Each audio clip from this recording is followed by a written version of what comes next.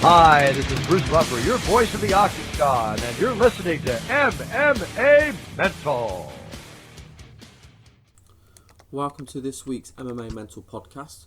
My name is Ray. I've got some great guests and segments lined up again for this week's show. Before we get on to the guests, let's just go through my list of shout-outs. Of course, always want to thank my sponsors, UK Fightwear. You can follow them on Twitter at UKFW and the UFC Live Facebook page, which you can like on Facebook. Check out the fellow podcasts, good friends of mine, the MMA podcast, hosted by Jake, and the Word on the Street, hosted by Ramses. Also, shout out to the following Facebook pages, MMAmental.com. You can also follow me on Twitter at MMAmental, and UFC Games for if you're into fantasy MMA.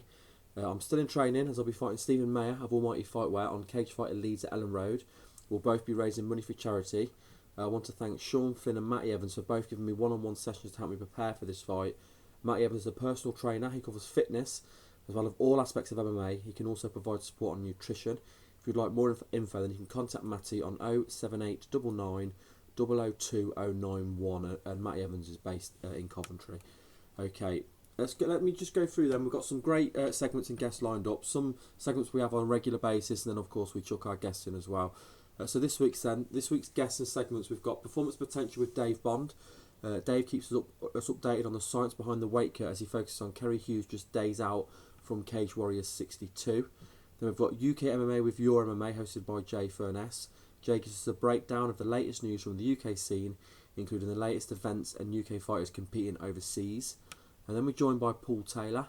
Paul tells us his side of the story surrounding all the drama of the fight that didn't happen for the UCMMA heavyweight title against Darren Towler, and also confirms he'll be facing Neil Grove in 2014. Then we speak to James Mulheron. James speaks to us just days after defending his Made for the Cage heavyweight title against Martin Thompson. Also discusses possible future opponents. Then it's Kerry Hughes, of course, friend of the show. Kerry chats to us about making a Cage Warriors debut as she looks to leave her mark in the Cage Warriors bantamweight division, starting at Cage Warriors 62 in Newcastle. And then we speak to Ulysses Gomez. Ulysses flies into the UK to take Neil Seery's flyweight title. After a tough time in the UFC and feeling robbed when he was last in the UK, he's here to prove that he's still one of the best flyweights in the world. And then we end the show with Rick Hawn. Rick talks to us about his excellent Season 9 for him as he wins the welterweight tournament and becomes one of 4 fighters to win Bellator tournaments in 2 weight classes. He also looks ahead to 2014 and a showdown with the explosive Douglas Lima. Hello everyone and welcome to this week's Potential Performance segment with myself, Dave Bond. For those of you who haven't listened or heard this segment the last couple of weeks, we're following the journey of Kerry Hughes, who's fighting debut Cage Warriors fight next Saturday. She weighs in next Friday up in Newcastle. And we've been taking you on the journey that she goes through with regards to the strength and conditioning side of what she does. So the biosignature testing we do where we hormonally profile her. We look at the body fat percentage that she carries, the lean muscle that she carries. We look at what she needs to do to hit weight and keep her optimal kind of performance as well. So those of you who heard last week, would have heard that one of the things we were having to combat was, or one of the things we had to look at was the fact that she was responding so well to the training that she's been doing. She was carrying too much lean muscle.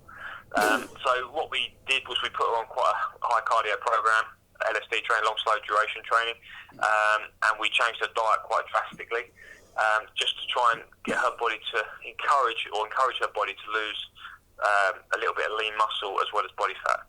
So this morning, Kerry was biosigned again by Kate Mitchell, who's our biosignature consultant at Potentia Performance, and the results sort of showed that with the diet that Kerry's been doing and the training that she's been doing. So what we've managed to achieve now is she's actually dropped a lot of weight. She's down to, I think last week she was about 69 off the top of my head, and she's down to around 66 now.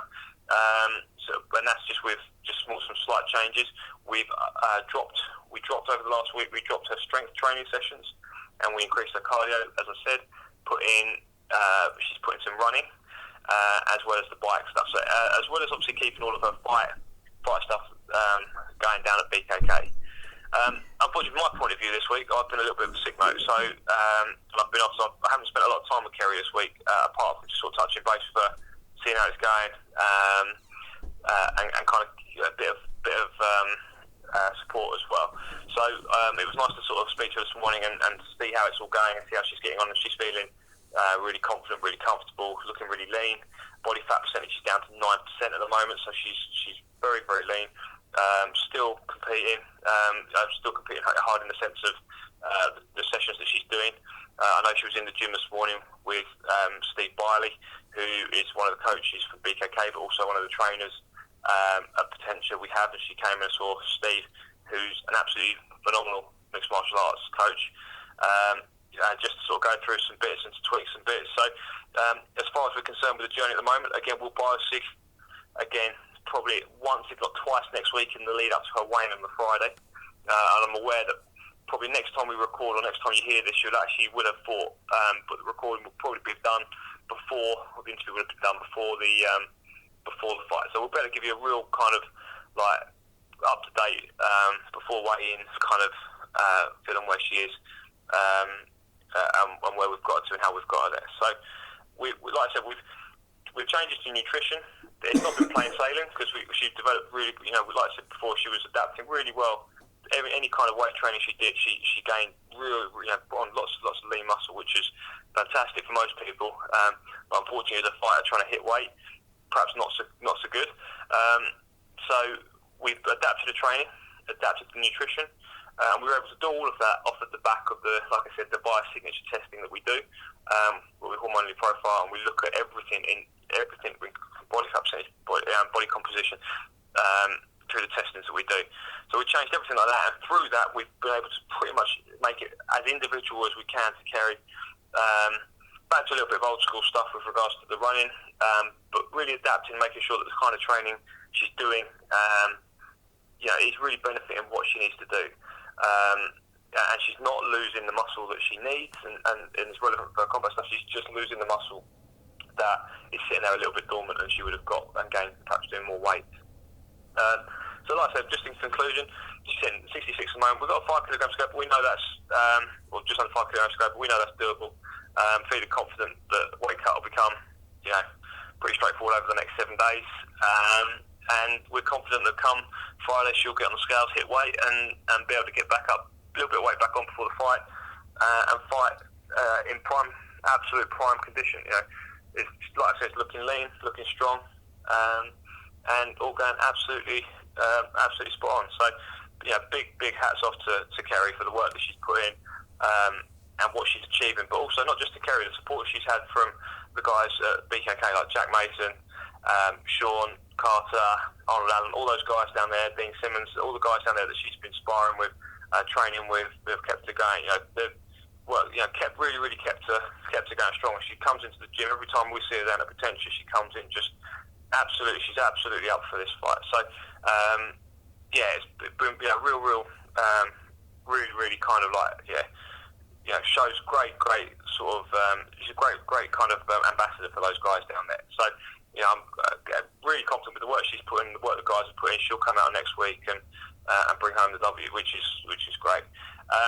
So, like I said, with regards to what we do and the side that we do, if anyone's got any interest in that at all, or anyone has got any information, has got any questions or would like some information on that side of it, then always feel free to give me an email. It's Dave@PotentiaPerformance.co.uk. That's Dave@PotentiaPerformance.co.uk. Or you're always welcome to sort of find me on Twitter. So it's @Dave_B_Potentia. That's @Dave_B_Potentia. And like I said, whether it's weight cutting, whether it's you just getting into the sport and you just want some ideas on how to strengthen up or flexibility or whatever it is, you're always welcome to drop us a line, and we're always more than happy put your questions to the team and come back to you with some answers that hopefully will help you out. So like I said, next week I'll give you the final conclusion of how all the sort of S&C strength conditioning stuff's gone with Kerry, and I'm sure by the time you hear it you'll know the result as well. So it's getting close. Alright guys, it's that time again. It's the UK MMA update with Your MMA, right here on the MMA Mental podcast. we take a quick look at what's been going on in the world of UKMMA, the UK fighters abroad, and generally, the news that's been going down. As always, you can find all of the news at www.yourmma.tv, and we'll keep you updated on our Facebook, Your MMA, and our Twitter, @YourMMA. So, yeah, if you're looking for more UK news, keep up to date with us on there, and you'll get all that stuff in full. This past weekend, been quite a busy weekend. Alan Love moved on to 11-4. He took a big win over in Belarus against the previously undefeated Russian Magomedov. And yeah, that's a huge win for him. He stopped him in the second round, and Alan Love, he doesn't shout about it, but he's a very good middleweight, and that should see him rise up the rankings and get more big fight offers in the future. Tim Radcliffe got back in the cage. He got a win at Fusion Fighting, but the two bigger cards this weekend were UCMMA 37 and OMAC 19. UCMMA, there was a bit of confusion there with what was going on. Paul Taylor was supposed to be fighting against Darren Towler for the heavyweight title. Towler pulled out with just a couple of days out due to a hamstring injury, I believe. And Taylor was awarded with the heavyweight belt. It looks like he might be fighting Neil Grove next in the new year for that. So keep your eyes peeled on that one. In the main event, Ben Smith beat Chris Harmon, quite easily, simply in the first round. Not the biggest UCMMA card. Quite a few of the guys who are known for, like the Antonios guys and whatnot on the card. So hopefully in the new year they'll be putting on bigger cards again and matching them fights up well. At OMAC, they also had a problem with the main event. Lee Chadwick's opponent pulled out with just a couple of days to go, and they couldn't find a suitable replacement to fight for the title. So now Chadwick will be fighting Nils Van Noord on March the 1st. And of course, Van Noord is the last guy to beat Chadwick by decision back in 2012. Since then, Chadwick's gone on to win 7 fights straight, so that'll be a big fight for him. He'll want redemption. Of the major fights on that OMAC card, Dean Garnett beat Nico Joker, bantamweight in the main event. That's a huge win for Dean. He's been out of the cage a long time, but he beat Nico by decision. Good first 2 rounds. Nico came back in the third, but he's definitely a good prospect to watch, and I believe he's moved on to 4-0 now. Christian Holly maintained his unbeaten record against Artem Lubov up at lightweight. Quite a tense affair, a lot of control from Holly, stuffing Lubov against the fence, trying to take him down. Lubov did a good job of defending, but he just never really got much of a chance to let off any of his own offense. So rightly lost on the judges' scorecards. This weekend coming up, of course, we've got Cage Warriors 62. We've got a huge card in Newcastle. It's topped by the flyweight title fight between Ulysses Gomez and Neil Seery. If you haven't checked out the countdown video between those two guys, it's definitely worth a watch. It's about 25 minutes long, but it's a great production, and I'd highly recommend it. Check it out. It's going to be up on yourmma.tv. Ollie Thompson fights in KSW, obviously a huge show against Camille Wallus this weekend. And the other shows, you're looking at CSFC 6 in Doncaster. In the main event there, you've got Jason Ball, who's a local favourite, and he's taking on Jack Grant, who's somewhat of a phenom in the Yorkshire area.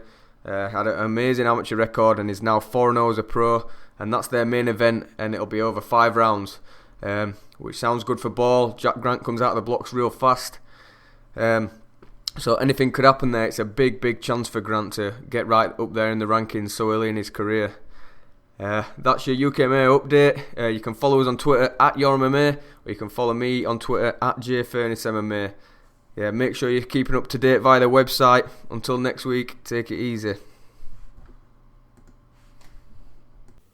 Okay, we're now joined by the new UCMMA heavyweight champion, Paul the Titan Taylor. Paul was due to face Darren Towler at UCMMA 37, but due to an injury, Darren had to pull out of the fight. And then the promotion decided to take the title off Darren and have given it to Paul to sign it, so they can set up some big fights for 2014. So, first of all, Paul, thank you very much for joining me. Yeah, no problem. Like, can I just say as well, I know you said, you're joined by the heavyweight champ. I don't class myself as that yet, but thank you anyway. But I don't quite class myself as the champion yet, to be honest. not till I've fought for it. I was going to say, tell us why you don't class yourself as champ. Say that again, sorry. Tell us why you don't class yourself as the champion. Well, how can you get a belt and given to you and walk around bragging that you're a champion? It just doesn't work like that. So you'll feel better once you've been able to get in there and defend the title. You'll feel better. You'll feel like you can class yourself as champion then. Oh yeah, certainly. Because the next person that I'm going to fight will be, a top level person. To be honest with you, I believe it's going to be Neil Grove. So, if I can get through him, I'll certainly class myself as, be proud to class myself as a champion. But at the moment, really the belt was just an opportunity to get to people like Neil Grove and stuff. So that's how I've seen it. That's the only reason why I took it. So if people think that I took the UCMMA heavyweight title because so I could put pictures on Facebook and brag to everybody that I'm a champion, then that's a load of crap. It's just no interest. It's just for the opportunities that he can open doors for me. Yeah, I mean, we'll go through the story, but I just want to add in as well. I obviously saw you yesterday, and I know what a dilemma it was. I mean, you were even contemplating, even as late as yesterday, as handing the belt back. So I know when you say that you don't count yourself as champion until you've fought. I know you mean that, and I also know that people, mocking you on Facebook, calling you a paper champion, and all of that. I know that gets to you, even though it shouldn't get to you, because you worked hard, you got where you've got to. Things haven't played out the way you wanted to play out, but the promotion has made a decision, of course. So, but let's go. Hold on, right? To be honest with you, the only criticism I had really was from his fans, from Darren's fans. So yeah, I expected that anyway. They obviously he was the champ, and the way it must look to them, or it's just that he's been unfairly stripped, but. We'll get to, obviously, what the reasons behind that, probably in the interview later. But, obviously I got a lot of flack from them, but, as a whole, everybody at UCMMA, all the fighters there, they was all backing me, and, I got good support. So it was only his supporters anyway, which I knew I was going to get a hard time from anyway. It's probably fair to say as well they're not fully aware of what the situation is. Let's go through the week then. I mean, this fight was announced, quite a while back. You've worked hard. Darren's been training hard for this fight, and then it's all kind of broke down at the end. Explain to us what's happened and talk us through how yesterday came about. Yeah, I got a phone call from Dave. I think it was on the Wednesday, and I knew something was up. And I said, because Dave never really rings me for anything. And I said, let me guess. And he went, what? And I said, Darren Towler's pulled out. And he says, he has. And I was like, damn, okay. So he said, look, I could possibly get you replacements. Neil Grove or Diamond Lake or anybody like that. Would you be interested? And this is another thing what I wanted to clear up with you as well. For a lot of people that are full of shit out there. Excuse my language, but they said it went round after that I turned Neil Grove down, and Neil was willing to step in, or whoever actually. They haven't really specified a name when they've been slagging me off. But everybody who knows Darren's under this impression that I turned fights down. Well, I didn't actually. Neil Grove, understandably, said no, not in a week. And I know Neil, and I did phone him after we spoke about it. And I said, I don't blame you, Neil. You haven't really trained or whatever, for a fight. And I'm obviously trying very hard, and I don't blame him. Diamond Lake was asked, but Diamond's suffering a few little niggles with his fight that he had in America. So he couldn't do it, understandably. I wouldn't have took the fight anyway with either of them guys on a few days' notice. There's just no way. So we did really try to get an opponent, and to be honest, I was absolutely heartbroken. With Darren saying that he wasn't going to fight, I just thought, I'm going to give in. I'm just going to pack in because You know, I'm never gonna get my hands on that title. I didn't fight him before because of it, because of his coach being here, and I trained with him and whatnot. And obviously things happened there between us, just a lot of crap really. But you know, something happened, and I thought, you know, I can finally get my hands on the belt now. Which I'd like to say as well that, you know, I beat 3 guys, and Darren was next in line for me to fight. Beat 3 guys on UCMMA. You know, all in the first round, and you know, all pretty impressive victories.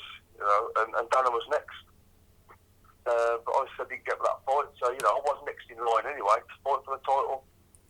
But anyway, I think because just getting back to how it came about, where Darren actually Dave stripped him of his title. I think he fought for the title. He got it off Ben Smith 3 years ago, and I think in that 3 years he's defended it once.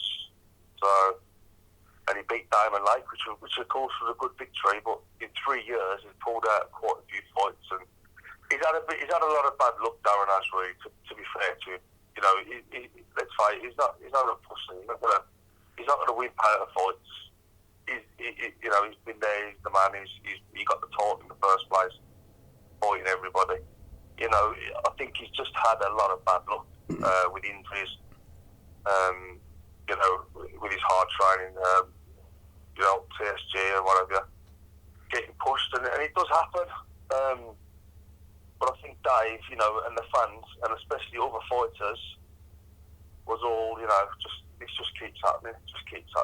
You know, it is bad luck, and I don't entirely blame Darren. I don't think that he's scared at all. I've never said that. I just think it's just one of the things where he's had another bit of bad luck again, you know, on the UCMMA promotion. And I think Dave had just had enough, really. He just said, you know, I think, you know, Darren needs to go away, just whatever, have a rest, or, you know, because he is pretty active, Darren is.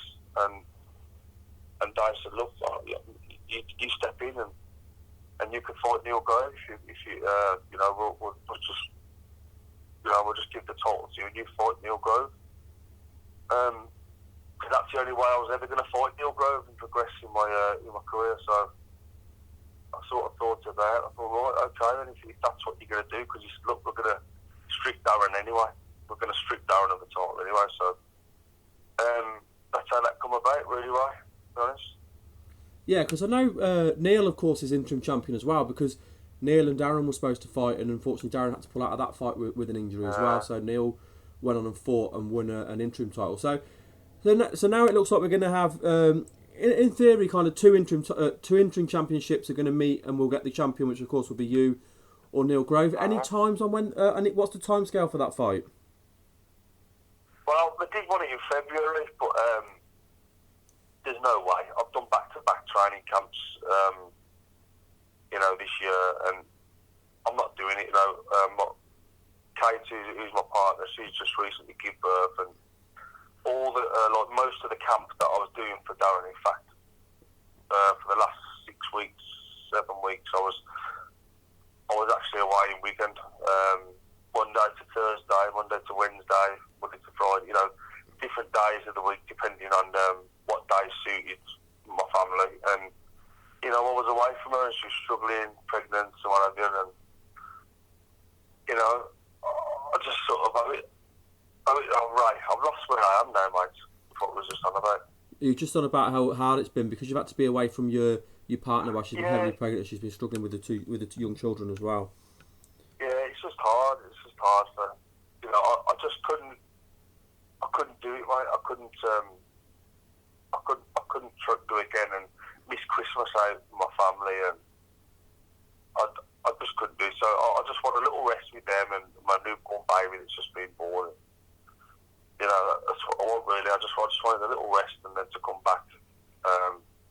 You know, where I could, because obviously a lot of people don't realise this. I train away in Wigan, you know, and I have to be away from my family. I don't train locally, so for me, I would have to start training for that fight ASAP. So, you know, I just wasn't prepared to do, mate. No, it's understandable. So when are we likely to see that fight, do you think? Maybe April? Yeah, that's what I'm aiming for, yeah. And have you had any talks with the promotion yet, or are those talks to come in the near future? No. I have actually spoke to Dave. He really did want, and Neil as well, wanted me to fight in February, but as I say, I've just explained, February's too soon, right? Yeah. So we have discussed the April slot, right? And I understand as well it will be a possible retirement fight for Neil Grove as well. Is that correct? Yeah, it's going to be Neil Grove's last fight. So he said to me, which was nice. You know, he wants to go out, with a bang, and he wants a credible opponent. So it's nice that he thinks that I'm a credible opponent, really. So it's going to be a good fight. And I can't wait, to be honest. Yeah, it definitely will be a good fight. And like you say, it is nice that Neil Grove views you as a credible opponent, because it's fair to say he's one of the biggest names on the UK heavyweight scene.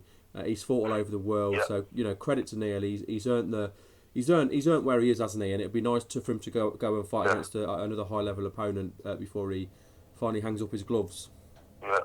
Well, to be honest with you, I mean, in the rankings, it is a step down for him, because I don't really think about it. It is, but obviously, I consider myself a lot higher up the rankings than I am, and so do many other people anyway. So this would be my chance as well to sort of get up there, then, towards the top 5, which Neil Grove is, I believe, in the rankings at the moment. So it'll be massive for me if obviously I get the win.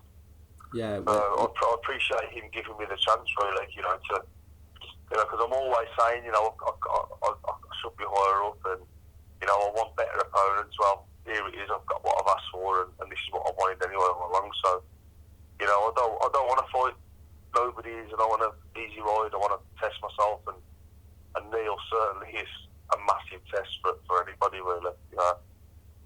Absolutely. It really is a good fighter.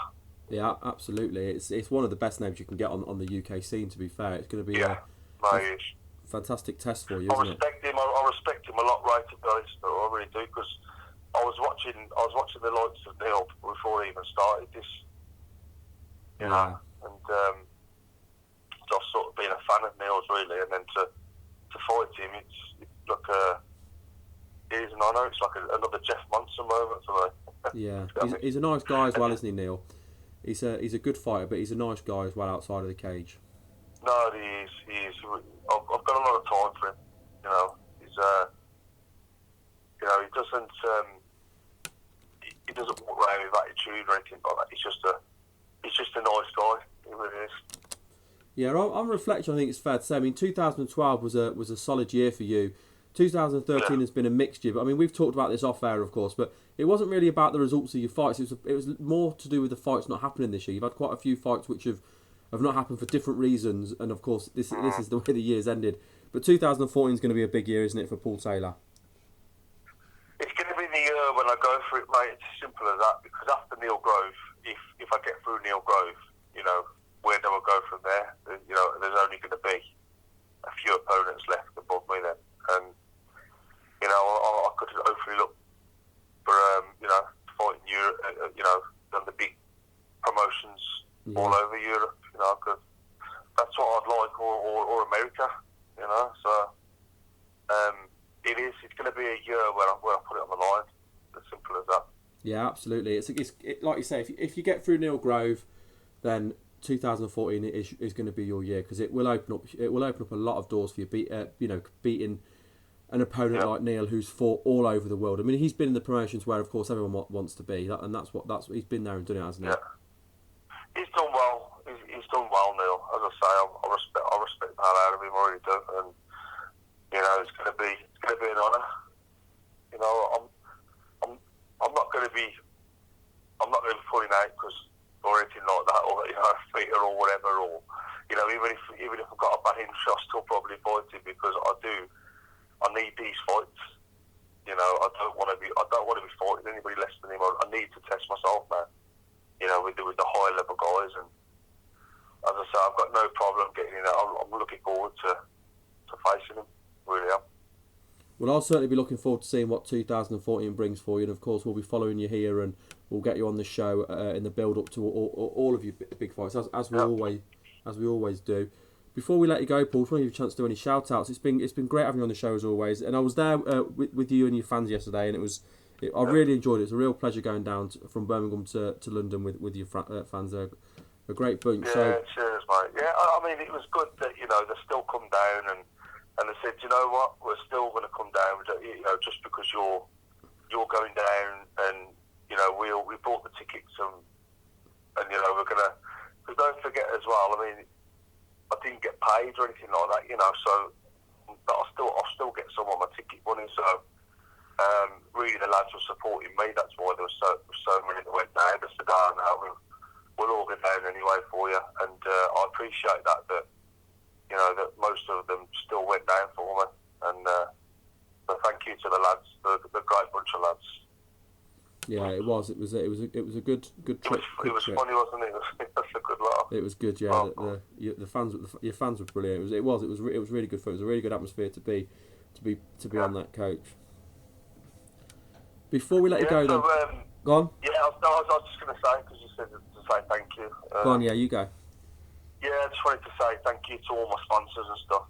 Obviously, this interview was a bit of a late notice one, so I haven't got everybody written down, but I will be putting them on my social media that everybody who has helped me this year, I will put that on before Christmas. And just to thank you to everybody. So thank you to all my sponsors and people that have paid to come and see me fights and stuck with me even if the fights haven't happened. Honestly, I really appreciate you guys, spending your money to come and see me. And just for everybody really supports me. I can't thank you enough. And my coaches, ASW, Powerbet, Darren Morris, just everybody, all the lads down there, you are. Thank you very much. And thank you to my partner, Katie. And my kids, I always thank them because they are obviously, they have to put up with all this going on. And they're brilliant. So, and cheers, Ryan. Thanks for this year with all your interviews and stuff, and taking time out to give me these interviews. I appreciate that, mate. My pleasure, mate. We look forward to doing more of it in 2014, where it's going to be the year of the Titan. Hopefully, mate. Fingers crossed, Dave. Cheers, pal. Okay, I'm now joined by the Made for the Cage heavyweight champion James Mulheron, coming off another successful title defence over Martin Thompson at Made for the Cage 12, taking his pro record to 4-0. James, thank you very much for joining me today. Thank you. Congratulations on another fantastic win and fantastic performance. Thanks very much, cheers. Obviously, I do want to talk about the fight and get your take on the fight. It was, as I've said, a successful title defence. Made for the Cage, of course, is doing big things at the moment on the UK MMA scene. So let's talk a little bit about the build-up to the fight. How did training go, and who are some of the people you were training with to get ready for this fight? Training went excellent, just the same as any other camp, really, but just better. Probably, say, just we know team rounders, Phil, before that. Had, Ian Freeman's been helping us as well. Darren Towler actually has been, doing a little bits and bobs of training. The lads, Ricky King and all the lads, really at NAVT. All the lads there have been helping us. But it was just pretty much the same sort of the way I normally prepare, just hard and really tough, put myself to my paces, and it was a good camp, and I felt great. I knew I was ready, if you know what I mean. I always tell myself when at the end of my camp, I tell myself how fit I am or how I feel, and I felt really good at the end of this camp. Yeah, I feel at the minute there's a real buzz up northeast, where especially with the heavyweights, with you, with Phil. We saw Ian make a successful return earlier on in the year, and you talked there about Darren. Of course, Darren is somebody you've competed against and now you're training with. How's it come about that you're now training with Darren? Because I know you fought against him earlier on in the year, didn't you? Yeah. Well, it made sense, really. It was just a shame we ended up fighting, but probably could have, like, maybe he's trained together. I don't know, maybe you would have thought would have trained together being from the same place, but it was, say, obviously we just had to cross paths, didn't we, that way. So, so basically, obviously, cause he's been, Ian Freeman's, like guy who he's been training with for years, and he's been coming along, because he was meant to be fighting Paul Taylor next week, but he's injured. He's hurt his leg, I think. So he's out that fight, Darren. Oh, that's a shame. I'd heard that he was out the fight. That's a shame, that is. It was going to be a good fight. Now, obviously, turning the focus back on you. I mean, I know as well. I've spoke to other heavyweights on the UK scene, and they say that it's very hard to find good heavyweights to train with. But I think it's fair to say it's the opposite for you, because you've got some of the best in the country up north. So how much is that helping your game? Getting to train with the likes of Ian and Phil, of course, who we've seen on international stage. How much is that helping you improve as a fighter? Tons. It helps a ridiculous amount. There's always, like, I didn't realise, like, I know it takes, you see, there's not many good guys about, but there always is, like, any big guy can help you if you get enough big guys that can just fresh mind you, you know what I mean? Yeah. Make I don't know, like, you've got the average guys, and you just get enough of them and just give you a good training session. You just keep getting a fresh mind off them. But not but to say, like, in the northeast where we live, I've got a really, really good team at the minute. Just like with Phil, Ian, the lad coming through called Ricky King, he's coming off too, he's great as well. I see me down there. But even not even just the heavyweights, like the lads out NEVT, literally all this, like, the strongest bulls, so it's not like you know, if you're heavyweight, you don't think, oh, I'm not getting much heavyweight training, but these guys who was training with anybody at all weights, they give us a good spawn. They're all batters at all weights, lightweights, everything. They all give us it. So it's like, it's not, oh, you're not getting good heavyweight training. Obviously, I train with Phil, but if I didn't have Phil as well, I still get amazing training, because they're all great as well. And MVT, all the lads there. Who are some of the other lighter guys that you train with then? Because I know there's certainly some great fighters coming out of the northeast at the moment. Yeah. Well, NEVT, it's got Colin Fletcher there, Kurt Warburton, Paul Cook, Darren Strawn, like Daz Wardo as well. So there's just loads. I can't roll them off the tongue, but there's loads. I mean, in a minute, there's a few we're fighting the other night on the show. Yeah. But like, you've got like pretty much there everywhere. You've got like I say, Colin and like Kurt, they've been in the UFC. You know what I mean? They're all high caliber people. Davey Grant, sorry, as well. Davey Grant is fighting in the final this weekend.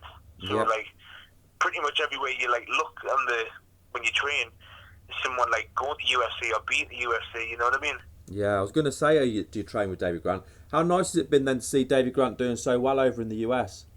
Unbelievable. Couldn't help with a better person. He's lovely. He's like, he just works hard, loves his family. He's lovely, spot on. Couldn't help with a better person. Kid's gonna have a tough time with Davey. Like he's obviously just talented. Such a determined kid as well. I would like to be fighting him this weekend. Yeah, he's a nice. He's a nice guy, isn't he, Davey? I've spoken with him quite a bit. He's a nice guy. Lovely. So going into this fight, then, of course, you're facing Martin Thompson. What were your views on Martin Thompson as an opponent going into this fight? Well, funny enough, I got interviewed off the other days just before the fight. We were talking about this, like about Martin, what his views on him and everything. Well, when I first started getting into MMA, and like obviously like you hear like the heavyweights, if you watch on YouTube, you'd see like Ian, like Colin Sexton, and you'd see like one of the names that used to pop up is like Martin Thompson. You think, oh, I remember like, and I think it was about 5 years ago. I remember when I first started, and I remember seeing him, and I remember thinking to myself, oh, imagine fighting him, Jesus, where.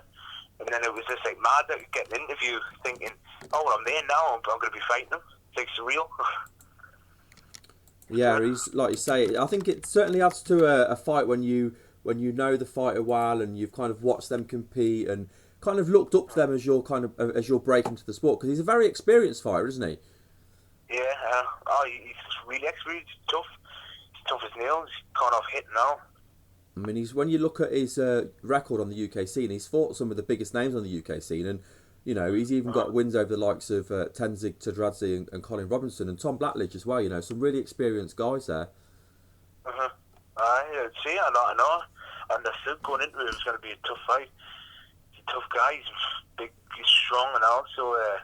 But like I said, just with me training, so confident. I was really, really confident. Just with the way I train, just my mindset. I was too confident. Like I could have fought anybody. That I would say the way when I come to the end of a camp, I'm ready to fight anybody. It's not like who's different. I could literally fight anybody. And I mean, I know obviously Martin's brilliant. I've got loads of respect for him, but like it doesn't matter who it was that weekend. It could have been anybody. Now, going into fights like this as well, being the defending champion, do you feel any extra pressure, or do you not really think about stuff like that? It doesn't. I wouldn't say it's like extra pressure. It's just, I like obviously me. I love it how I've got my belts every day. It's more like it's my career, really. You know what I mean? It's obviously belts. I don't want anyone to take them from us, but it's just I think of it more my career. I would like just sort of thinking about like winning for my career's sake. You know what I mean? Yeah. Build that record up and keep moving yourself up the ladder. That's it. That's pretty much it, like. Yeah, I mean, and you're certainly doing that. I mean, you look at your opponents, especially your last three opponents as well, with it being Paul, Darren, and now Martin. I mean, it's not like you're having easy fights. You're fighting, you're fighting the top names on the UK scene to move yourself up there, aren't you? You're not having any easy fights. No, see, well, I know you get it, but even when I was semi-pro, like people forget, like I had like a tough professional career. I fought some like people just you bypass it because like you don't realize it's all about pro. But I fought in semi-pro. I fought some big tough guys, all tough fights as well. So it wasn't where like I'm jumping into pro. I'm going straight into the deep end. I've already been fighting tough guys. People don't like think, oh, he's just started. He's just got. I know I've just started pro, but I fought some like really really tough guys. And, like push myself doing semi-pro. It wasn't like I basically had the same attitude in semi-pro that I have in pro. Like I'll fight like the best people who were like around, if you know what I mean. Like in semi-pro, and that's if you do that, they set us up for pro. Well, just like going into it and just say fight the best people who are capable of fighting who fight us. You know what I mean? Yeah, absolutely. Now, I do want to talk a little bit about this fight and get your take on the fight. But before I do that, just a kind of off the cuff question. I mean, we've seen, we talked a little bit about we mentioned Colin Fletcher and David Grant, and we've seen obviously these guys have success on the Ultimate Fighter. If they were to do a heavyweight season, is that something that you think you'd be interested in? Of course, yeah. I'd love to. I'd snap my hands off if it was a heavyweight UFC Ultimate Fighter. Straight away, so I'd snap my hands off if they asked us to go into that. So I was welcome into it, but I'd love it. It'd be nice if I'd done one like when Roy Nelson won it. That's right, yeah. Done one, that was a few years back there. That was probably before you were competing professionally, but yeah, that was quite a few years back. They tend to go around in the loop, so I could certainly see that coming up again in the future because they haven't done that since that season. That was a pretty good season as well. It was. I thought it was successful. Yeah, I mean, there's a few guys still fighting from that season. I mean, obviously Roy Nelson, but even Brendan Schaub and Matt Mitrione, they're still competing in the UFC as well. That's it, of course, even the country who won, he fought Daniel Cormier. Yeah, I know, yeah. Let's talk a little bit about the fight then. Of course, you won by in the second round. Talk to us a little bit how the fight went. Talk to us about round one, and then we'll move on to round two. So, how did round one play out, and how did what was your kind of thought and your thought process, game plan going into the fight, and how did that round play out? I just thought go in and just fight my fight. I just don't like the straight away. I like to just take control of take my cage. That's the way I have my head. It's my ring. I just try to take the centre of the cage straight away. Where basically we'll come out in a little feel out first, and then we just sort of train, sort of doing hell for leather. And I come off I think it was like might have been the first combination. Maybe it's been like the second flurry that would come together. And caught was a big right hand, really heavy right hand, and that woke us up. And I knew I was in a fight then. Then we broke off again. I think I tried a couple of spinning back kicks to come off the way I liked it, but and then I think I tried a spinning back fist something, and then as we're separated again, I think I threw another flurry, and then that's when I pinned him against the cage and just like put it on him a bit up against the cage, and I just feel like I could feel a bit of his gas tank going, so I've got a good pin, so I was holding him up against the cage. It just popped me away at him, and the referee was going to break it. You could see that I was kept on working, and the end of but that was pretty much how the first round went. Second round, come out, and met in the cage, met in the centre, I think a couple of kicks or something, and then we had a flurry, and I think, I don't know if I flurried and separated, and then as I come forward, I threw like a big overhand right, I just dipped my knees and come over the top, and he just backed up. I could see like his face. I thought, oh, I think I've got him. And then like he fell down, and I just jumped on top of him. And I was hitting him. He still was trying to get up. He still scrambling at the cage. And the referee stopped us for a few more shots. And I went at the full mount, and then just like started hitting him from there. Then he caught. I think it lasted about 45 seconds into the second round or something. Well, how nice was it to get the finish over such a tough opponent? Sorry? How nice was it to get the finish over such a tough opponent? Oh, good, it was good. It was the same as anybody, but it was good over Martin. You think, like, say from watching, when I first started watching him, knocking people out, it was good to get the TKO and over him out. It was excellent. And obviously, all your pro fights so far have been made for the cage. You've kind of grew up within that promotion. What's it like fighting for that promotion with you getting the support that you'll get with you being a hometown fighter? It pushes on. I love the support. Like, it was ridiculous. Like on Saturday night, it was ridiculous. The amount of people were there. I remember just as he said my name, I come out. I went, Jesus, well, that's louder than normal. Because he brought a good few fans on from Whitehaven, so it was jumping. It's good. I think Dale's done an amazing job up with the show. They're just going from strength to strength, aren't they? They're just getting bigger and bigger all the time. So you keep pulling big fights on, like he's doing a grand job. He certainly is, and we're seeing a lot of guys, like we said about the Northeast, a lot of guys coming out of the Northeast and going on to do big things. Now, what happens with you next then? How long would you like to take off? How do you feel after the fight, and when would you like to get back in and compete again?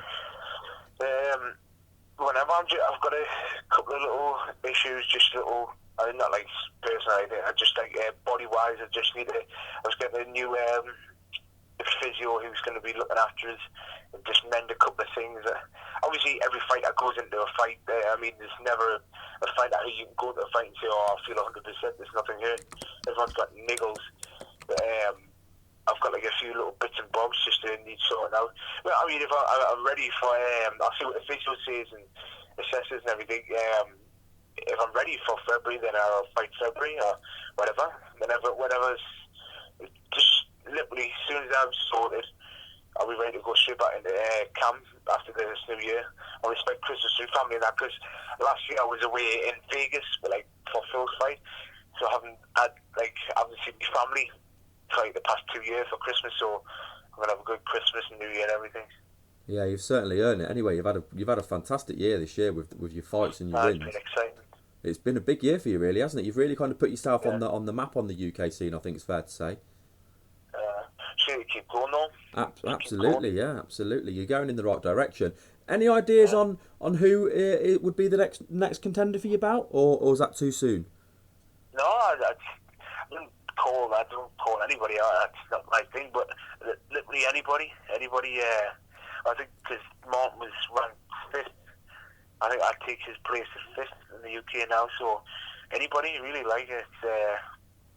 See the top 5. So whatever. Excellent. I know Paul's fighting Neil Rose this weekend. Yeah. It'd be interesting to see who's the winner of that.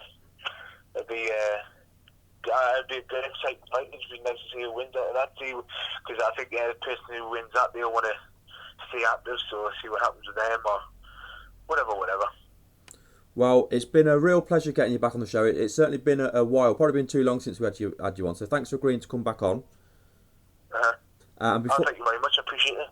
My pleasure. And before we let you go, if you have a chance to do any shout-outs, you want to thank any friends, family, sponsors, and let people know about your Facebook and your Twitter as well? Yeah, you know what it is? Twitter, they've absolutely ripped us off. I've obviously got James Mulheron 88, but funny enough, I forgot my password. I forgot what email address I put it under. I didn't know the password to that, so I've got it on my phone. I can still get to it, but I'm going to be throwing that phone away. So I started a new Twitter up, James Mulheron 1. James Mulheron 1. And I started it up, and then Twitter blocked us.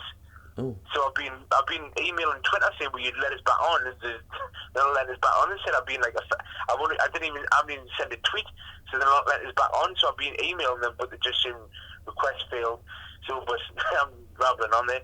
But if you just want to keep following us at James Mulheron 88 until I get that sorted, and I'll keep putting tweets out that I'll go James Mulheron 1 after that.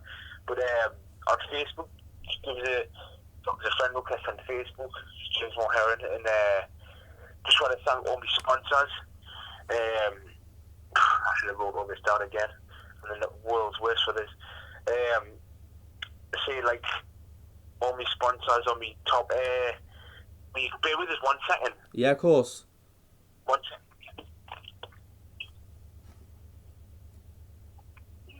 Sorry, Frankie Moore House is really done, like he's been an absolute diamond to us.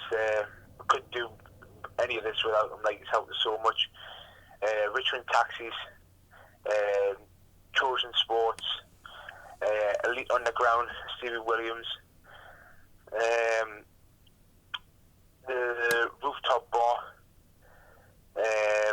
Jordan Snooker Hall, Kamal's AK Diner, H2N Nutrition, GY Nutrition,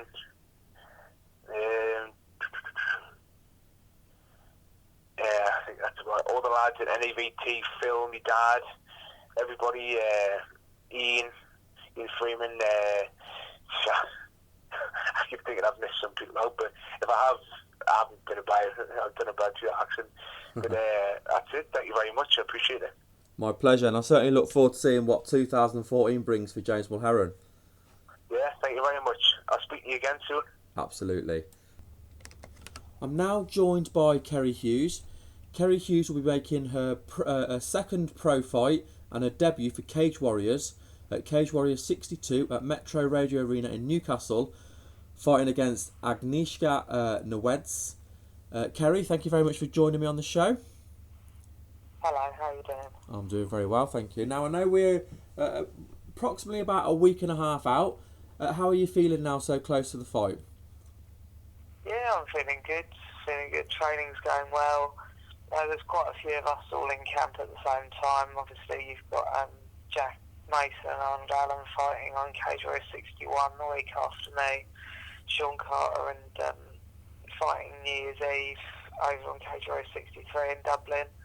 And we've got quite a few guys out on East Coast Fight Factory on the 7th of December as well. So we're all quite busy, all peaking at the same sort of time. It's quite good. There's certainly a lot going on at BKK at the minute. There's certainly there seems to be, from when I speak to you and from what I see on Facebook, there's such a buzz about the camp at the moment, isn't there?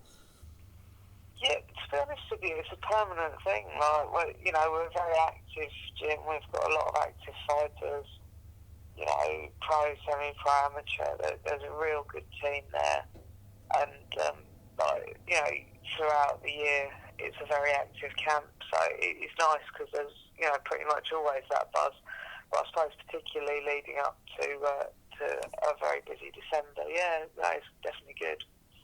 Now, obviously, this is your second pro fight, and before you made your pro debut, which of course was on a UCMMA card, you were signed by Cage Warriors before they'd even seen you compete at pro level. Obviously, they'd seen you compete before. So how exciting is it for you now to finally get in there, biggest promotion in Europe, and actually compete on the cage under the Cage Warriors banner?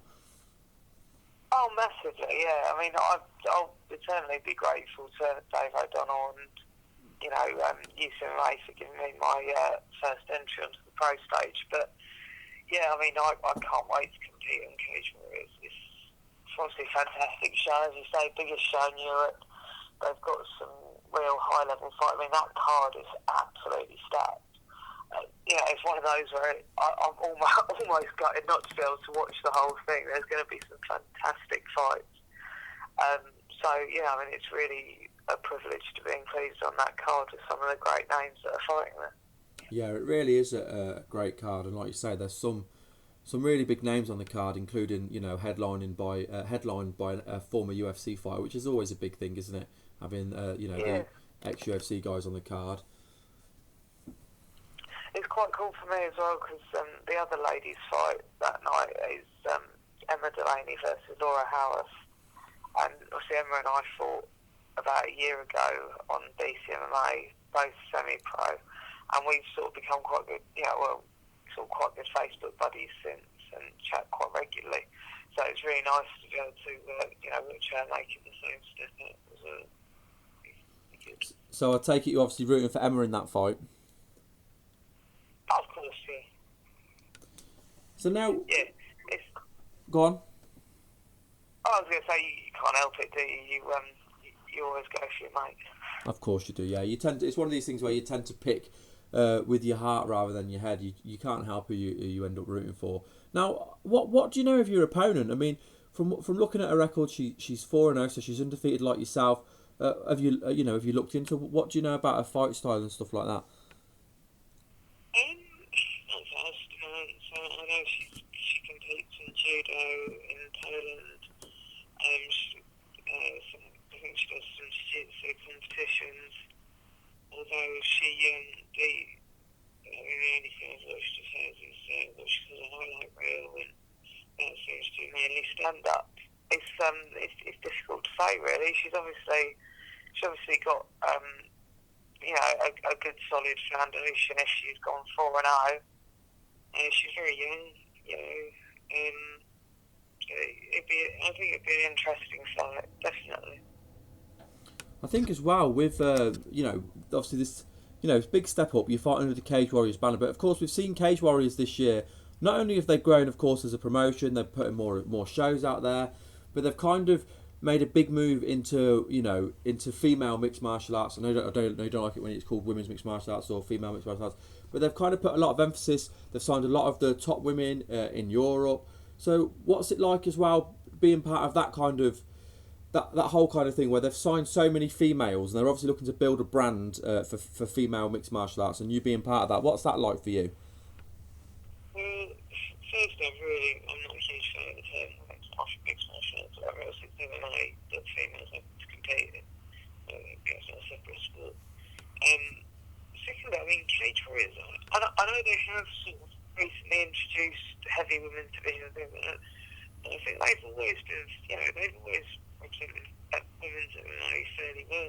They have Rosie Sexton competing in there, Ashley Daly, the first time I can't pronounce her surname, but Katja Campagna, like that. They've had some really fantastic female fighters on there. I think this is just now that there is maybe a larger pool. They've introduced the divisions and things like that. But yeah, I mean, it's great to be included in that, and there's some real names in there to be signed up with, and I'm looking forward to competing in it. It's definitely going to be interesting times ahead. I think they've got some real good names on the divisions, and I think in the bantamweight division that there's a nice depth of UK and international talent. So I'm looking forward to it. Yeah, and I think as well with them establishing the division, of course, it should mean they'll establish champions. We've seen them do, the tournaments to crown champions. Is that something you'd be up for doing if they were looking to do a four-man or four-woman tournament? Yeah, I'd love to.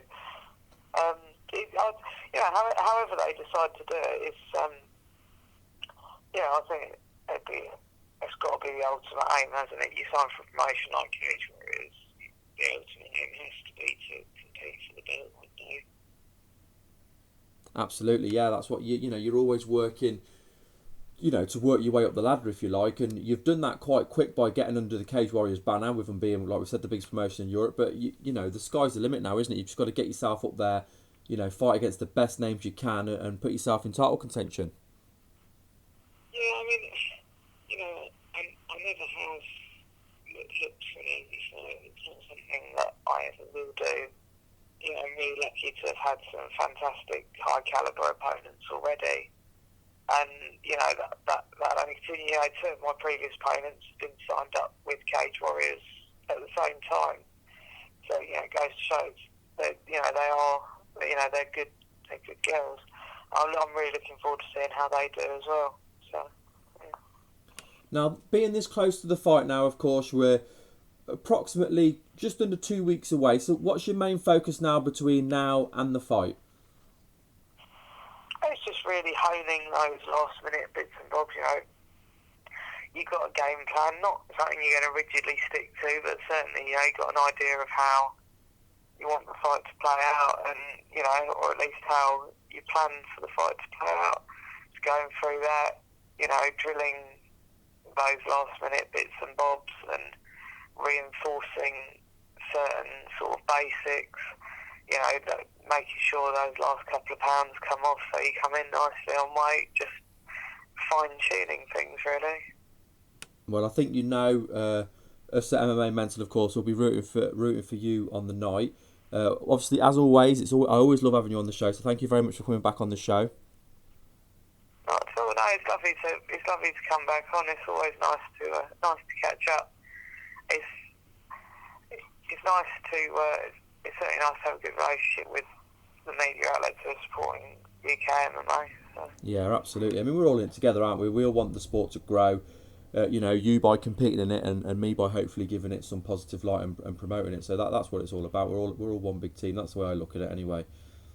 You're competing soon as well. not at your level. Not at your level. We'll get you there eventually. Oh, we'll see. I'm an old man now. Well, as always, it's been great. Thank you very much for coming on the show. Before we let you go, I just want to give you a chance to do any shout-outs. I want to thank any friends, families, sponsors, and let people know about your Facebook and your Twitter. Firstly, thanks ever so much to Graham Boylan, Ian Dean, Paul Dollery, all the Cage Warriors lot for having us on. I'm really, really looking forward to making a statement with my first appearance. Thanks to my sponsors, British Fighter, Octagon Wear, Lockdown Fightwear, just for this fight as well. The Pound, it's a Polish clothing company. E-Protein, Dave Bond, obviously at Potentia, I know you've had on the show quite a few times, and Katie Mitchell as well. So thanks very much to everyone, and London Bike Training.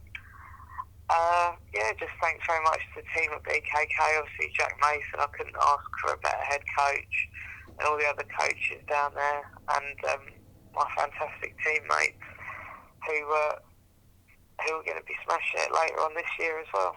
So very, very much looking forward to seeing out the rest of December and coming into the new year with a bang. Just shout out your Twitter for us as well, Kerry, so people can jump on the Twitter bandwagon. I know you got up to over 1,000 followers now, which is good. I've got over 1,000 followers. I'm very confused by this. I tend to talk a lot of rubbish, but my Twitter's at AFC Angel, and my Facebook is just Kerry Hughes. I think it's number 10 or something. There's about 800 of us. It's quite a common name. Brilliant. Well, thank you very much for coming on to the show. Yeah, thank you very much for having us back. Okay, I'm now joined by Ulysses Gomez. Ulysses will be headlining Cage Warriors 62 in Newcastle on the 7th of December, fighting for the flyweight title against Neil Seery. Ulysses, thank you very much for joining me today. Anytime, buddy. Thanks for having me. My pleasure. Now, it's been a while since we spoke last, so I know this has been your first fight since the UFC. So how have things been? Good, man. It's one of those things that you kind of gotta dust off your boots and move on. Coming out of the UFC, was it hard to find another fight? 'Cause I think it's February when you fought last. So obviously, I know you wouldn't normally have that kind of layoff. So was it hard to find the right fight for you? No, I just I had one lined up in October, but I got injured. So then this one kind of came about, so it kind of worked out. Yeah, I mean, we talk about this one. Obviously, Cage Warriors is the biggest promotion in Europe. So how did it come about then that Cage Warriors approached you and offered you this fight? I saw Neil Seery's fight when he won the title. He put on a good performance, but I know I could beat him. And I took to Twitter and I said just that, And then I think people wanted to see if I was right or not. So we're about to find out. Yeah, that's brilliant. What kind of deal is it with the Cage Warriors? Is it a fight-on-fight deal, or have you signed a numerous fight deal with them? Yeah, it's a 5-5 deal.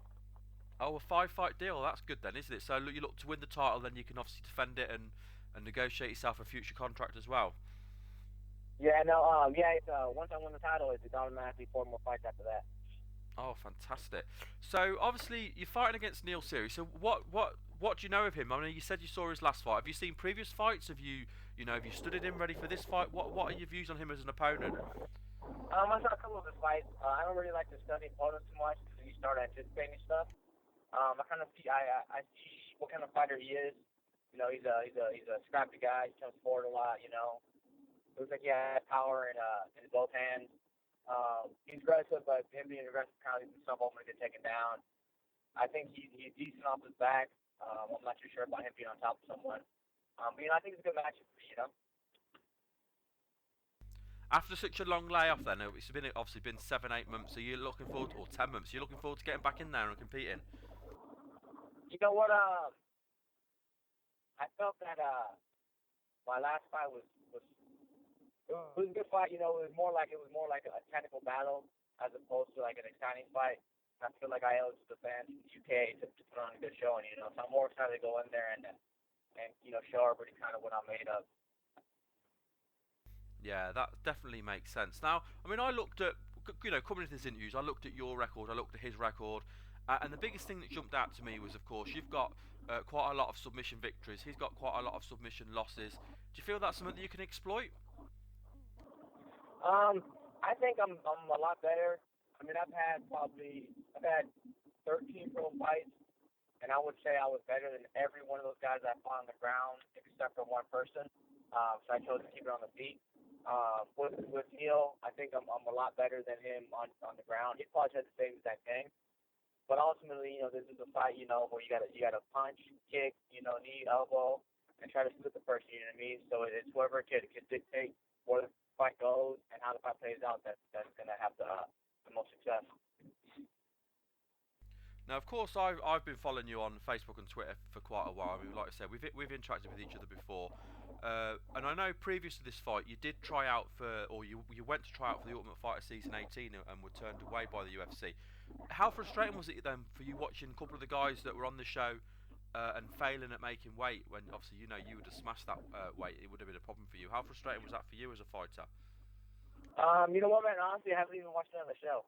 I just hear from people that certain people didn't make weight. One of my good friends is on the show, Chris Holdsworth, and I knew that he would make it to the finals, just because he's the type of guy. That's how he is. So even before I found out who he was gonna be in the show against, I was like, I guarantee he's gonna make it to the finals no matter what. So I look at the bright side, that even though I couldn't make the show and show what I have, I'm glad that he can, you know what I mean? So, I take comfort in that. Yeah, of course, he did make it to the final, and he's fighting against a UK fighter, David Grant, next weekend, so that should be a good finale. Now, I know from speaking to you in the past as well, you've got this weekend, yeah. Of course it is, it's this Friday, this Saturday. I know from speaking to you in the past, of course, I know you're a big soccer fan as well, and your brother plays soccer. How's your brother getting on? He's doing okay. He had just got knee surgery. He came back, and had a real good second half of the season. But unfortunately, it was kind of a little too late for his team. They ended up not making the playoffs. So he's actually going to be coming to town later on today. We'll be hanging out for a week. So that should be pretty fun. And competing in the UK again, of course. When will you be over in the UK? And do you plan to go to see any soccer matches while you're over here? I'll be there on Sunday. As far as I leave Sunday, so I get there Monday. As far as watching soccer, my main focus is going to be getting my weight down, letting my body heal, and just getting ready for the fight. You know what I mean? I know it's going to be. I know fighting in the UK after my last fight, I'm not going to get any that decision over there. I kind of felt that'd be Phil Harris in my last one. A lot of people felt that as well, but I know this one I'm going to have to go in there and put Neil away. So I'm kind of focused on all my energy this last week and all next week. I'm kind of squeezing the last bit out of my training as I can. And how has training gone? And how are you feeling? Less than 2 weeks out from the fight. It's one of those things. You have a long camp. You have a hard camp. Our job as fighters is to physically hurt people, and sometimes we do a good job doing that in a fight. Sometimes we do a good job doing that in training. You know what I mean? So there's injuries with anybody. But come fight time, I'll be 100%. Mentally I feel good. My body's probably about 85% right now, so I'm have like one or two little nagging things, but I should be good to go. And of course, all of your other fights have been for, American promotion. So what's it like now fighting for the #1 promotion in Europe? It's I just hope they're ready for me, man. Because once I get the belt, man, they're probably gonna hate me. Well, I know from seeing you fight before, from interacting with you before, I know you're certainly going to bring it this time. And after what happened, like you say, what happened with Phil Harris, you want to go out there and get the finish and not leave it in anybody else's hands. So, as always, wish you all the luck with the fight. Thank you very much for coming onto the show and having a chat with me. No, anytime, man. The Phil Harris fight, I've watched it a couple times. I thought I won. I felt like I kind of played. I felt like I had to go out there and find a certain way to prove a certain point. And it wasn't like what I know I'm capable of, but I felt like I had to fight that way for a certain reason. Because of my fight before that, I felt like I came up really short, so I wanted to prove to myself that I had a good chin. So instead of kind of like taking them down and doing what I should have done, I kind of decided to keep on the feet a little bit longer, and maybe the judges thought that he won, maybe he did. I don't know. Who knows? Well, as always, I wish you luck for the fight. Before we let you go, I just want to give you a chance to any shout-outs. Want to shout out any friends, family, sponsors, and also let people know about your Facebook and your Twitter? Yeah, you sent out just a little bit. What'd you say? If you want to shout out any friends, family, sponsors, and also let the listeners know about your Facebook and Twitter. Oh yeah, if you guys want to follow me on Facebook, my name is Ulysses Gomez. My Twitter is Ulysses Gomez. I post lots on Instagram. My sponsors, it's on it. I've been with them for a while, so they really take care of me. Rep here, they've hooked me up. Bulletproof coffee, they've taken care of me as well. My team at Cobra Kai Jiu-Jitsu, everybody that's been with me since day one. I really appreciate it. Well, thanks very much, and we wish you all the luck. A week on Saturday. All right, buddy. Thank you. I appreciate it. Okay, I'm now joined by Bellator Season 9 welterweight tournament winner Rick Hawn. Rick has been on a fantastic run this year, put on 4 wins in a row, including 3 wins to win the tournament and to become the #1 contender for the vacated welterweight title. Rick, thank you very much for agreeing to come back on the show. No problem. Thanks for having me. My pleasure. Congratulations. I mean, I think this season has been a fantastic season for Bellator. Anyway, there's been some newcomers, but the tournaments are always good. There's been some amazing title fights, and then of course capping off the season was you winning the welterweight title. What was it like to get in there, go back up to welterweight, and take that title? It felt great. It was the last minute replacement. Wasn't really expecting to go back up to welterweight. But there was an opportunity and to get some more fights in, get another payday. So I took advantage of the opportunity, and now I made it all the way to win the tournament and fighting for a title now. So it's great. I mean, I haven't researched this, but out of interest, are you the first person to win 2 tournaments at 2 different weight classes? No, I'm actually the third person now. Joe Warren was the second person. He did it, I think, a few weeks ago, and Pat Kern was the first person. Okay. So, well, that's a hell of a list to join. I mean, I'm assuming Joe Warren did it at featherweight and bantamweight, and Pat did it at featherweight and lightweight. Correct, yeah. And obviously you've done it at lightweight and welterweight. So, you say you were a late replacement then. So, how did the opportunity come about then?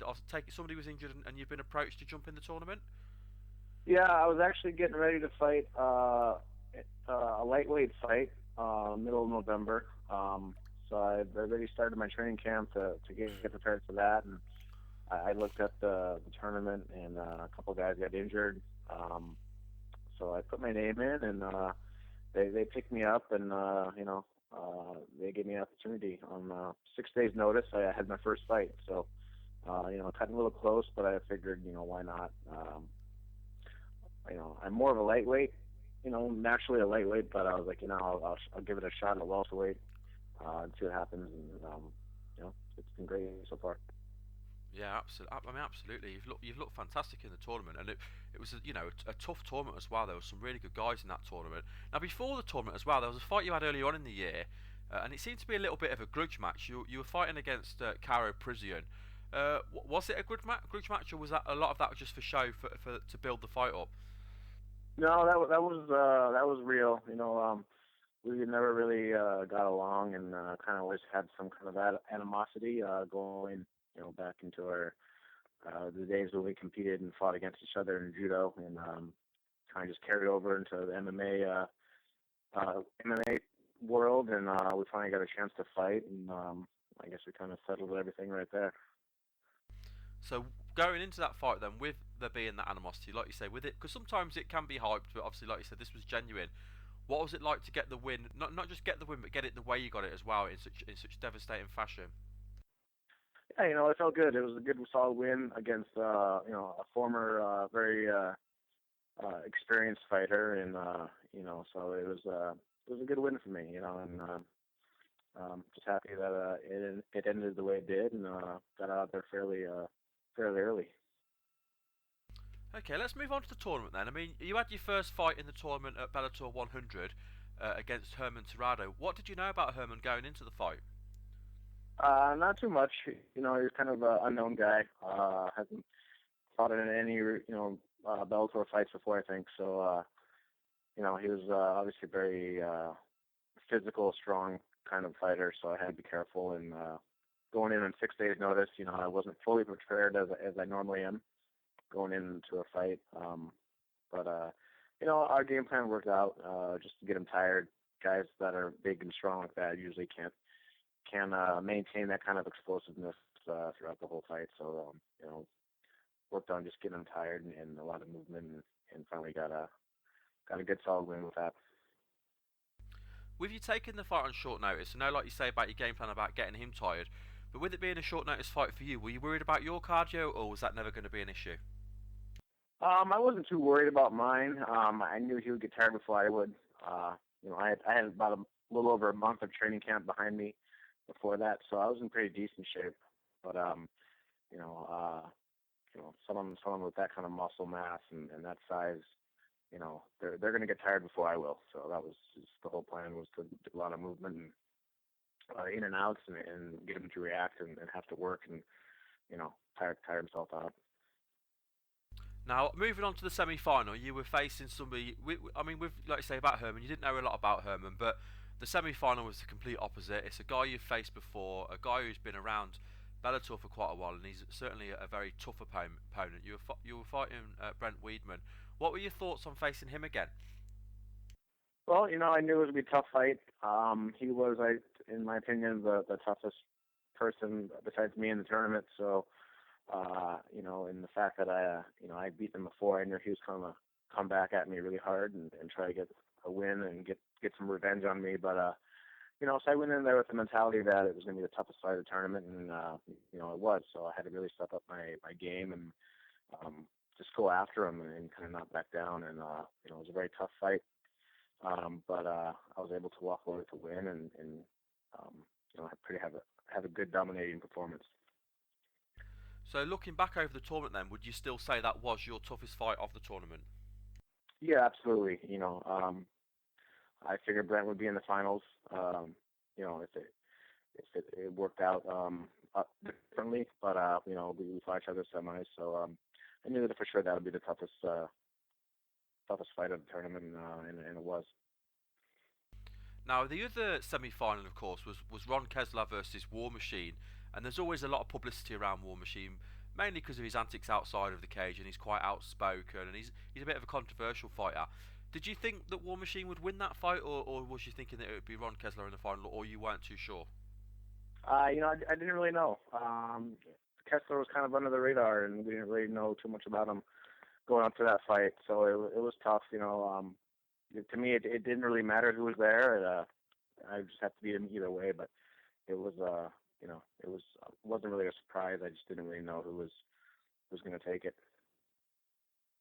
Now, going into, obviously, the fight with Ron Kesler, then, like you say, he was kind of unknown, and he did have a great tournament, especially getting a stoppage win over War Machine. I mean, it's always impressive being able to put somebody away. I mean, after round one, Jimmy Smith always does his scorecards. He had Ron Kesler winning the first round. How did you feel after round one?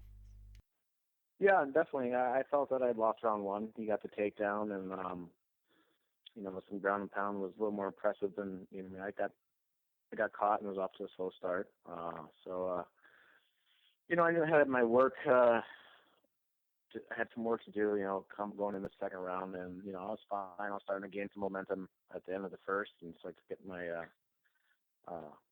my timing down and everything. So I just knew I had 3 rounds to do it, and I was able to get it done. Early in the first or early in the third. Yeah, I mean, you switched up in round 2, and you clearly took the second round. So going into the third round, it was kind of all on that round. 2 rounds, 10-9 each way. Did you expect to get the finish, or were you just looking to dominate the round and see out the decision? I was getting momentum. I was starting to get some confidence. He was starting to get a little tired, I could tell. I was landing my jab a lot and kind of setting everything up. So I wasn't really looking mentally to get the finish or the knockout, but I was able to get that with just good boxing and set everything else up. It came together, and so it's always nice to get a finish like that and get out of there. Yeah, it was a great finish. The punch was it just landed perfectly. But one of the things that I thought was quite kind of not amusing, but was quite warming to see, I suppose, was they kept on flashing to the crowd, of course, and I think it was your wife and your mum. And after round 1, I mean, your wife was kind of cuddling into your mum. She was quite worried, and then round 3, of course, she was absolutely elated. Is it nice there having your family there to cheer you on for the fights? Yeah, absolutely. My fiance, she gets pretty worked up. For my fights, she has a hard time watching them, especially if I'm losing, and kind of like I was in the first round. So she gets a little worried,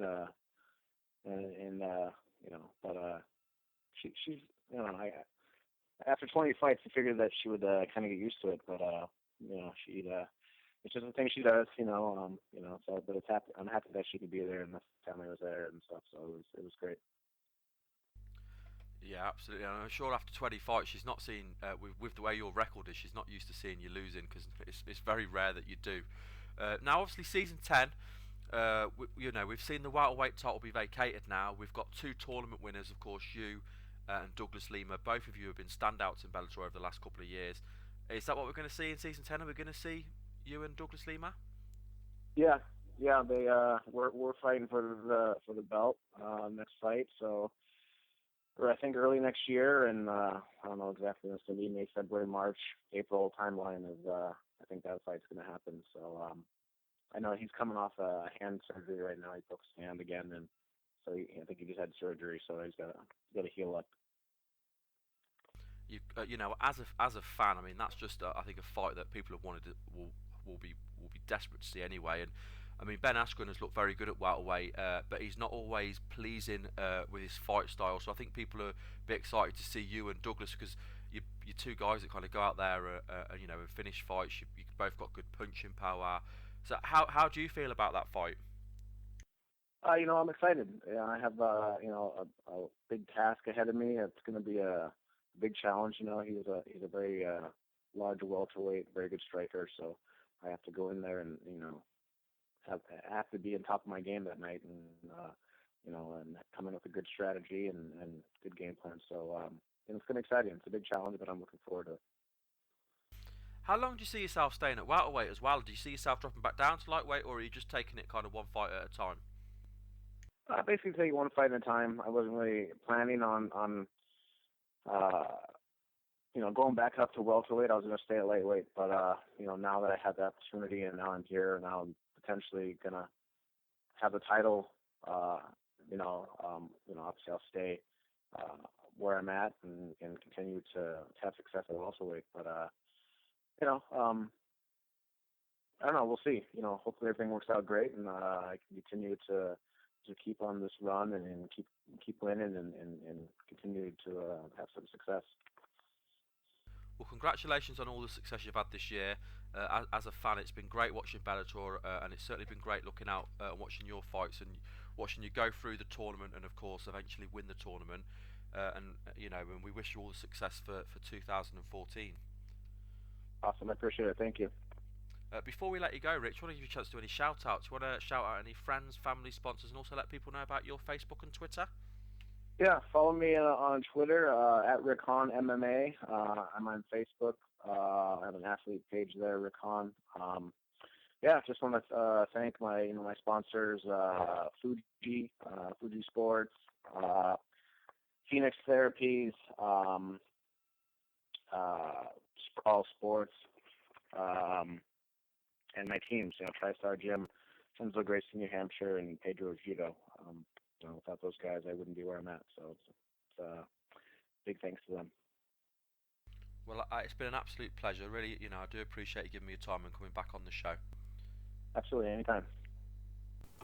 Well, I hope you enjoyed listening to this week's show. I'm sure you agree there were some great guests on. A good mix of the segments we have on a regular basis, some up-and-coming UK stars, ones to be looking out for, ones that are making their name on the UK scene, hopefully international scene in the near future, and of course some established international stars as well. As always, back again next week with more guests, more segments. Thanks for listening, and hopefully you'll be back with us again next week to listen to next week's show as well. Thank you. Bye.